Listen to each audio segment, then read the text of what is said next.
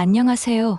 반갑습니다. 오늘은 사랑과 질투가 얽힌 충격적인 사건을 소개해드리겠습니다. 멕시코 출신의 한 여성이 사랑하는 사람을 되찾기 위해 치밀한 계획을 세웁니다. 이 여성은 사랑하는 남자친구와 행복한 미래를 꿈꾸며 살았지만 갑작스러운 이별을 견디지 못하고 극단적인 선택을 하게 됩니다. 사건의 시작은 2012년 8월로 거슬러 올라갑니다. 브렌다와 리카르도는 온라인 사이트에서 만났습니다. 당시 브렌다는 텍사스주 댈러스에서 치과 보조로 일하고 있었고 리카르도는 피부과 레지던트를 마치고 있었습니다. 캘리포니아에서 이혼을 경험한 리카르도는 새로운 사랑을 찾고 싶었으며 브렌다의 프로필에 매료되었습니다. 두 사람은 2012년 11월 함께 살기로 결정하며 빠르게 가까워졌습니다. 브렌다는 리카르도를 부모님께 소개하고 2013년 4월 리카르도 생일에 사랑을 고백했습니다. 그해 여름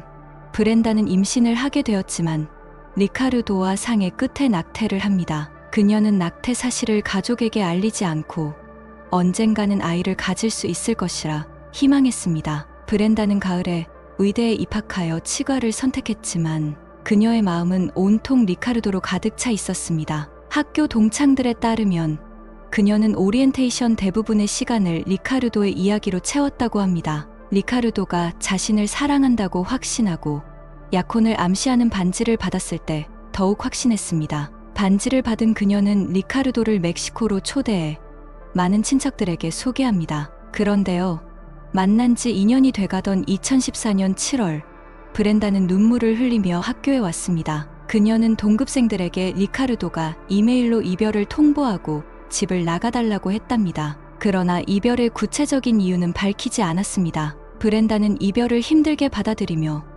몇 주 동안 수업에 나가지 않아 성적이 크게 떨어졌습니다. 반면 리카르도는 새로운 출발을 시도했습니다. 9월에 살사 댄스를 배우기 위해 댄스 스튜디오에 등록했습니다. 스튜디오의 규칙에 따라 여성과 남성은 몇 분 동안 함께 춤을 추고 파트너를 교대합니다. 어느 날 리카르도는 스튜디오에서 춤을 추고 있는 브렌다를 보고 깜짝 놀랐습니다. 두 사람은 우연히 파트너가 되었고 그 사이에 다시금 감정이 피어올랐습니다. 이때 리카르도는 브렌다에게 다시 한번 기회를 주기로 했습니다. 브렌다는 리카르도의 집에서 1.5km 떨어진 곳에 원룸 아파트를 얻었습니다. 이번에는 함께 살자는 제안을 받지 못했지만 리카르도는 생활비를 도와주었습니다. 그렇게 몇 달 동안 모든 것이 예전처럼 보였습니다. 브렌다의 부모님은 두 사람의 관계가 결혼으로 이어질 것이라고 생각했습니다. 그러나 리카르도는 브렌다와의 결혼을 고민할수록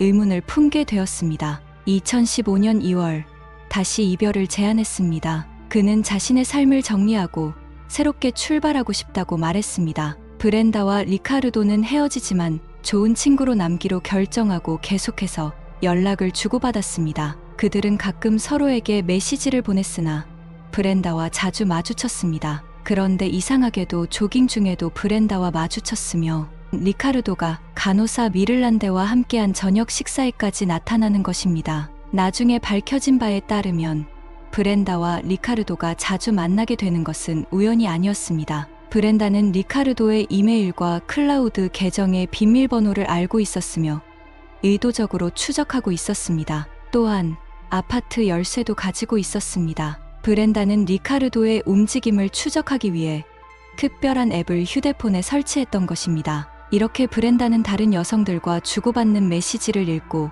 리카르도의 계획을 알 수 있었습니다. 그러나 브렌다는 리카르도의 삶에 직접 개입하지 않으면서 지켜보고 있었던 것이죠. 2015년 5월 리카르도는 새로운 여인 치과의사 캔드라 해처를 만나게 됩니다. 이때 캔드라가 나타나면서 브렌다는 변하기 시작합니다. 캔드라는 모델 같은 외모를 지녔으며 늘씬한 몸매, 하얀 미소, 초록 눈, 그리고 웨이브진 머리카락을 가지고 있었습니다. 리카르도와 캔드라는 서로의 감정을 고백하며 뜨거운 사이가 되었습니다. 그는 페이스북에 두 사람이 함께 찍은 사진을 올리며 행복한 모습을 자주 공유했습니다. 두 사람은 모든 것이 매우 빠르게 진행되었습니다. 같은 가치관을 가지고 있었고 첫 만남부터 관심사가 일치했습니다. 그러나 브렌다와 리카르도는 여전히 친구로서 관계를 유지했습니다. 한 달이 지났을 때 리카르도는 브렌다에게 새로운 여자친구가 생겼다고 했지만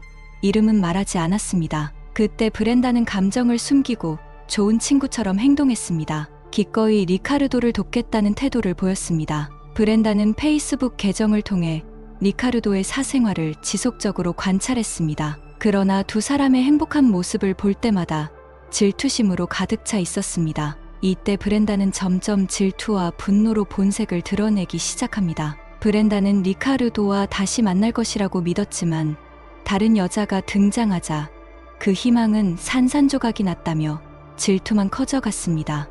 어느 날 브렌다는 자동차 딜러인 로베르토와 저녁 식사를 하게 됩니다. 로베르토는 브렌다에게 관심을 보였지만 식사를 하는 동안 리카르도와 캔드라의 이야기만 들어야 했습니다. 식사가 끝날 무렵 브렌다는 로베르토에게 집까지 데려다 달라고 했습니다. 그러나 로베르토는 캔드라가 사는 집으로 그녀를 데려다주고 있다는 사실을 전혀 알지 못했습니다. 그는 브렌다와 키스할 기회를 기대했지만 브렌다는 창밖을 바라보며 그에게 관심을 주지 않았습니다. 그리고 브렌다의 동창인 밀턴도 브렌다를 로맨틱한 저녁 식사에 초대했습니다. 그러나 밀턴도 리카르도와 캔드라 이야기만 들어야 했답니다. 심지어 밀턴에게 누군가를 다치게 할 수 있는 사람을 알고 있는지 물어보기도 했습니다. 밀턴은 그녀의 계획에 깊이 관여하지 말라며 그만두라고 조언했습니다. 그러나 질투심에 사로잡힌 브렌다는 캔드라에게 증오만 쌓여갔습니다.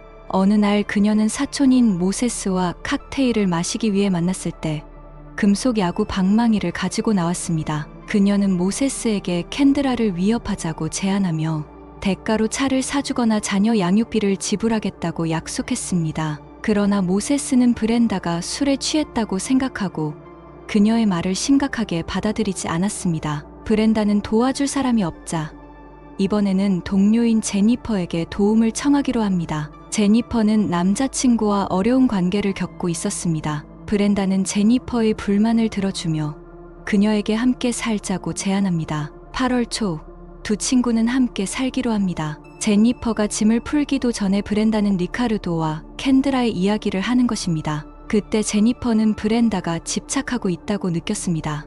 어느 순간부터 제니퍼는 브렌다와의 만남을 피하려고 밖에서 시간을 보냈습니다. 한 번은 제니퍼에게 약이나 자동차를 줄 테니 캔드라를 제거하는 것을 도와달라고 했습니다. 그녀는 캔드라를 야구 방망이로 때려 혼수 상태에 빠뜨리고 싶다고 말했습니다. 또한 캔드라에게 치명적인 양의 마약이 든 주사기를 찌르거나 그녀를 죽도록 때리는 상상을 했습니다. 겁먹은 제니퍼는 서둘러 브렌다의 집을 떠났습니다. 그러나 이것으로 리카르도에게 집착하는 브렌다를 멈추게 하지 못했습니다. 브렌다는 제니퍼의 친구인 싱글맘 크리스탈과 연락을 했습니다. 크리스탈은 할머니의 집에서 6살 난 아들과 살며 겨우 생계를 유지하고 있었습니다. 브렌다는 크리스탈에게 성공한 사람의 이미지로 다가갔습니다. 멕시코 출신인 그녀는 멋지게 옷을 입고 고급 화장품을 사용하며 렉서스를 몰고 다녔습니다. 브렌다는 크리스탈을 레스토랑에 데려가 저녁을 사줍니다. 크리스탈이 음식을 즐기는 동안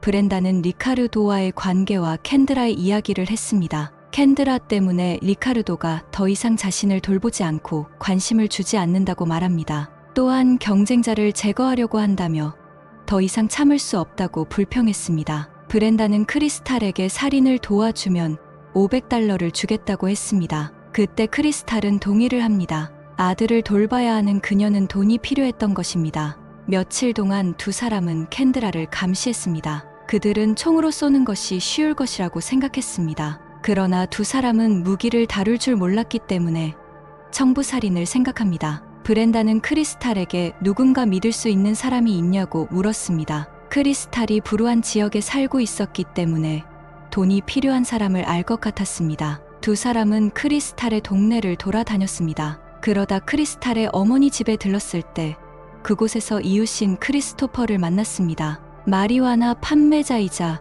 범죄 전과가 있는 크리스토퍼가 초기 자본을 찾고 있다는 소식을 들었습니다. 브렌다는 크리스토퍼에게 자신이 마약 카르텔과 연관이 있다고 거짓말을 했습니다. 그녀는 사람을 죽이면 마약과 $3,000를 주겠다고 했습니다. 그때 크리스토퍼는 브렌다의 거짓말에 속아 흔쾌히 동의합니다. 8월 말 리카르도와 캔드라는 샌프란시스코를 방문했습니다. 그들은 페이스북에 자전거 텐덤과 레이싱카를 타는 사진을 올렸습니다. 두 사람은 9월에 멕시코 칸쿤으로 여행을 갔습니다. 그리고 캔드라의 고향 일리노이주를 방문해 그녀의 부모를 만나겠다는 계획을 페이스북에 올렸습니다. 그들은 3개월간의 교제 끝에 결혼을 계획하고 있었습니다. 그러나 리카르도는 브렌다와 연락을 계속 유지했습니다. 그는 그녀를 응원하며 의대 졸업 시험에서의 행운을 빌었습니다. 또한 다른 도시에서 일자리를 제안받았다며 10월에 떠날 것이라고 말했습니다.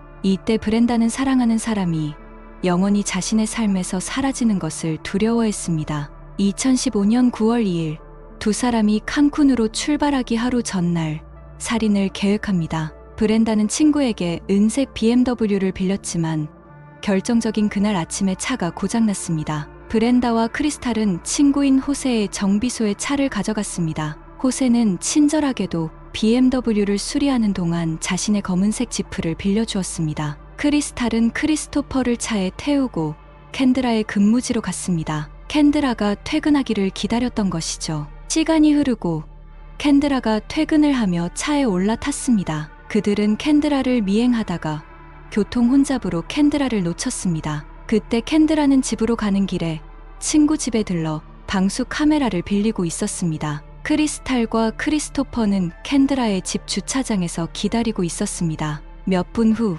캔드라가 도착했습니다. 캔드라가 차에서 내리자 크리스토퍼는 차에서 내리며 쪼자가 그녀의 머리에 총을 쐈습니다. 그리고 캔드라의 가방과 카메라를 낚아채고 지프에 올라탔습니다. 그렇게 그들은 주차장을 빠져나갔습니다. 그 시각 브렌다는 동급생과 식당에 있었습니다. 그녀는 저녁 9시쯤 집으로 돌아왔습니다. 집에 도착한 브렌다는 크리스탈에게 전화를 걸어 모든 것이 계획대로 진행된 것을 확인했습니다. 이제 그들은 정비소 주인의 지프를 바꾸기만 하면 되었습니다. 그리고 캔드라의 가방은 브렌다가 가지고 있었습니다. 브렌다는 리카르도를 되찾기 위한 계획이 완벽하다고 믿었습니다. 그들은 강도 사건처럼 위장했던 것입니다. 사건 당일 경찰이 리카르도를 신문했을 때 전혀 모르겠다고 말했습니다. 물론 브렌다를 의심하지 않았으며 그날 저녁 브렌다에게 캔드라가 살해되었다고 메시지를 보냈습니다. 브렌다는 슬픔을 가장하며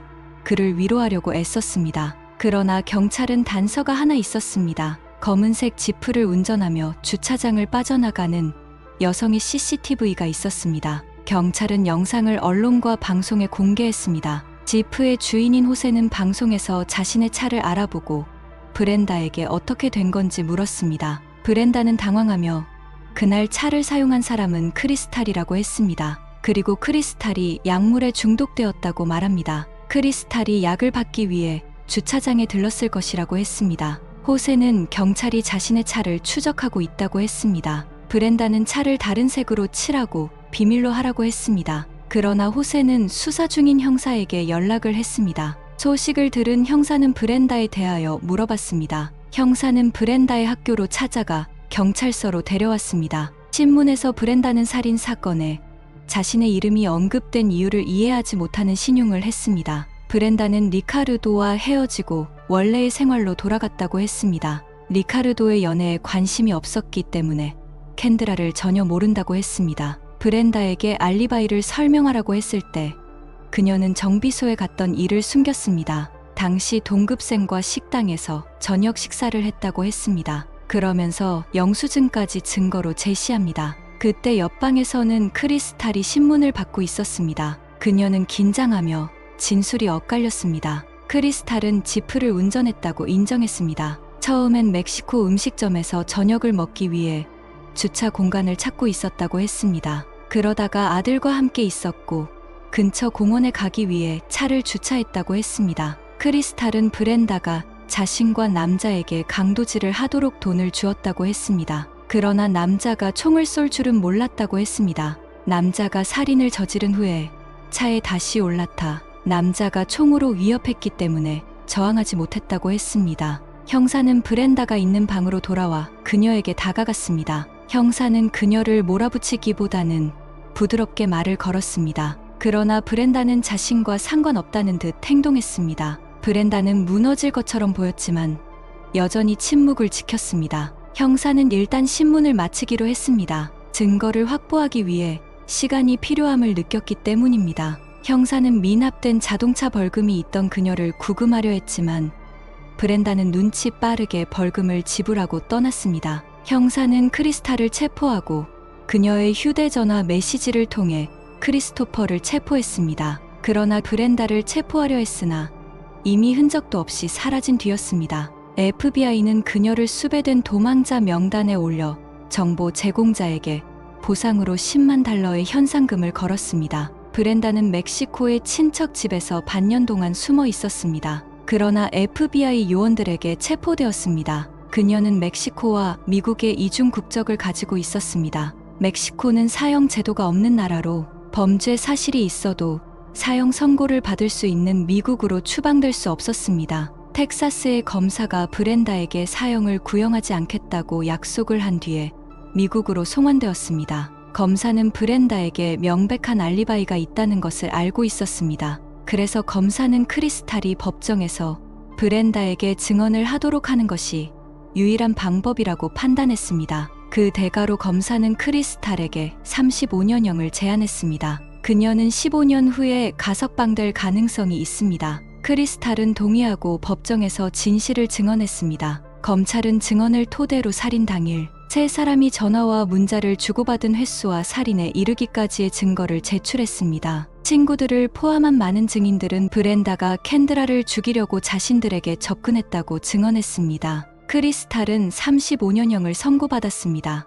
500달러의 인생을 저버린 그녀는 2033년 가석방을 신청할 수 있습니다. 크리스토퍼의 차 안에서 숨겨진 총을 발견했습니다. 탄도 검사 결과 캔드라를 쏘는데 사용된 총으로 밝혀졌습니다. 배심원단은 불과 3시간 만에 크리스토퍼에게 살인 및 강도 혐의로 약물 주입을 통한 사형을 선고했습니다. 2019년 6월 배심원단은 20분도 채 안 되는 심의를 거쳐 브렌다에게 가석방 없는 종신형을 선고했습니다. 그녀는 멕시코와의 인도 협정으로 사형을 피했던 것입니다. 2022년 브렌다는 항소를 했으나 법원은 별다른 의견 없이 기각했습니다. 고인의 명복을 빕니다.